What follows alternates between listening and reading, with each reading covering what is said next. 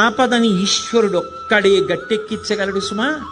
ఆపదని గట్టెక్కించవలసి వస్తే భగవంతుడు చూసేదేది అంటే నువ్వు ఎంత పవిత్రంగా బతికావు, నువ్వు ఇతరులకు హాని చెయ్యగలిగి ఉండి కూడా చెయ్యకుండా నువ్వు నిభాయించుకున్న సందర్భాలేవి, నీ కోపాన్ని నువ్వు ఎలా నిగ్రహించుకున్నావు, ధర్మానికి నువ్వు ఎలా కట్టుబడిపోయావో చూసి పరమేశ్వరుడు కౌగిలించుకుంటాడు. కబీర్ దాస్ గారు ఓ మాట అంటాడు, ధీరే ధీరే రేమనా ధీరే సబకుచి హోయ్ మాలీసించే సౌకర్య ఋతువాయే ఫల్హోయ్ అంటాడు.